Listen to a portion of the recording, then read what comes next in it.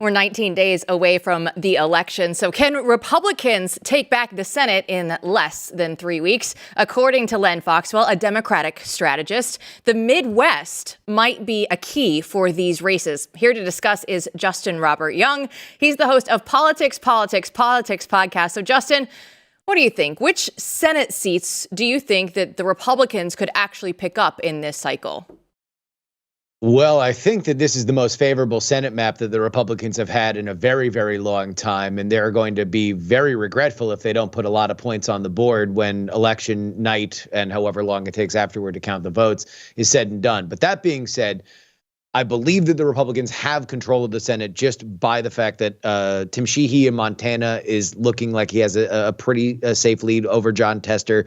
And you have Jim Justice and his dump truck of a dog in West Virginia that is going to boat race any Democrat that runs against them. So that's the Senate right there. But when you really look at the padding, when you want to put more of a gap between it, Bernie Moreno, morning consult poll came out today that has not been favorable to Republicans at all in those Senate races, had him up over incumbent Sherrod Brown. That's very, very big. And then the other two are Eric Hovde in Wisconsin, and Mike Rogers and the Pennsylvania Senate seat where Bob Casey is the incumbent. It looks like McCormick has been running very, very close in that race. The big question is, will there be ticket splitting on a heretofore unseen level? Because the polling shows Donald Trump doing very well, if not leading in some of those states, but the Senate candidates running in some polls anywhere between 8 and 10 points behind, at least up till now. Justin, I'm curious. We were talking yesterday with someone about the funding issue and the disparity really between, Republicans and Democrats and how much money is, put out there. And I think when you look back at the midterms, it really is mind blowing how many people were outspent by Democratic candidates.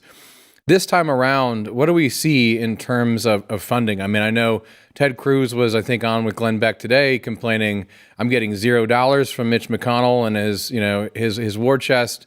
What does the scene look like? Is it any different than last time around? No, it really hasn't. The Republican Senate candidates have been outraised as they were by the Democrats last time. And this is another problem with candidate selection as well. So Ted Cruz, for example, who I do think is running at a pretty comfortable lead in front of Colin Allred, at least now with the polls in aggregate, is among the most well-known people in politics, let alone the Senate. So he's not going to have a problem with name ID in Texas. But what you've seen in the post-Trump era is that you've had a lot of candidates that have come either new to politics or politicians that have never won statewide before. So say whatever you will about Bernie Moreno and McCormick and Hovde and Rogers, none of them have ever won statewide in the states that they are running in right now. And when you really talk about what you need money for, it's that. It's name ID. Because especially when you're polling, you're going to say, oh, well, this person's name I've heard before because they're the incumbent senator. This person I've never heard of. So why would I vote for Bernie Moreno if I've never heard of a Bernie Moreno before? All right, so that's the Senate. Let's take a look at the House races right now. Is there anything spicy out there? Is there anything going on in House races that you think could have a very big impact?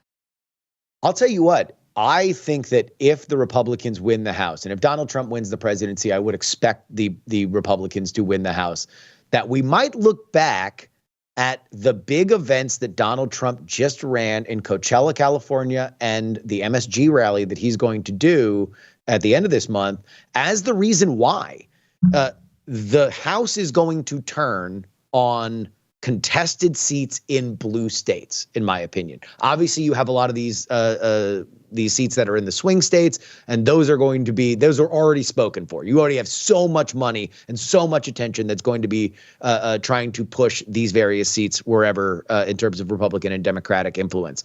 But in California, in Southern California, in some of those seats in New York, which essentially is the only reason why the Republicans had their slim majority in the House during the midterms, which did not go the way that they wanted to. It was New York that made the difference there. And so I wonder if this is rosy for Republicans after Election Day. You might look at that MSG rally and say, well, wow, that was a big in-kind contribution from the Trump campaign, which has been a little bit maybe at times not exactly hand in glove with the Republican Party writ large. Justin, that is one of the better points that I've heard about those rallies from what anyone's saying, and it's very true, right? I mean, that the only bright spot in those states, in those one-party states, is really for the right is what you see happening in these recalcitrant and even growing, right, rebellious House districts. So that makes a ton of sense. I actually am curious. I want you to go back to history a little bit. Jill was just telling me before the show about this history podcast we're both interested in. You apparently have some thoughts on the 1960s elections and how they relate to what's going on today. Absolutely. I'm so glad you asked about it. So, it's called Raise the Dead. I've done 2 seasons of it, one focusing on the 1960 election between Kennedy and Nixon and the 1964 election of Goldwater and Johnson. It started after 2016 when I've always been fascinated with the 1960 election, largely because we don't talk about it a lot. And it's odd to me because 2 of the most famous presidents of all time ran against each other.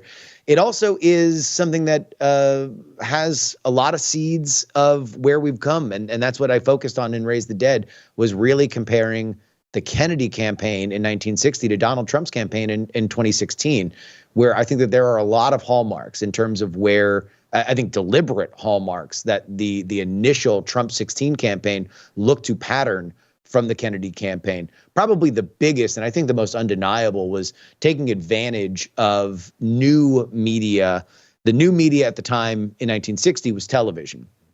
Not only was the JFK campaign one of the first private owners of a VCR, that was new tech at the time, but they also pioneered the concept of editing down Kennedy's speeches into 1 minute, 30-second, and 15-second clips that they would voluntarily mail to television stations specifically tailored to the kind of word that they wanted to get out in those specific areas. That didn't happen before. It's now standard practice. Well, now less standard practice because people don't send videotapes, but it used to be, especially through the 60s, 70s, and 80s and 90s, just what every campaign did.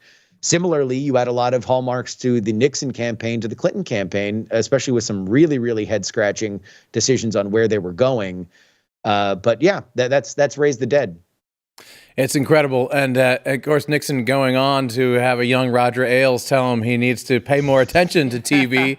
And then he does and becomes the master of it. But I would argue not the master of digital, right? Fox Nation is not quite where maybe it ought to be.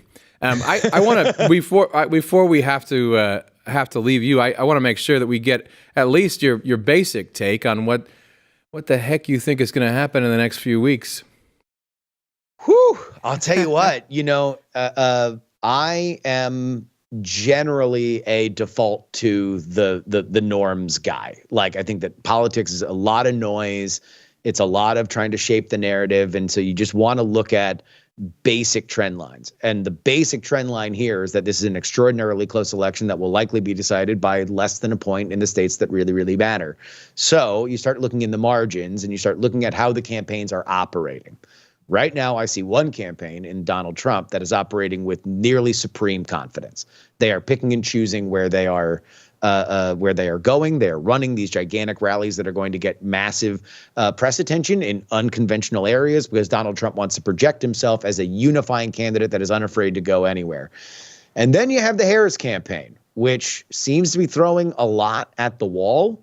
It doesn't seem like they are confident with where they are. They are moving television ad buys from Wisconsin into Pennsylvania. That doesn't seem like they are comfortable with where they need to be. They're throwing out new plans, like their economic opportunity plan for black men that came out on Monday, which was a bit of a head scratcher. So I think it's close. Anybody could win it. But if you are just looking at how these campaigns are operating, one of them sure seems like they are winning, and the other seems like the exact opposite.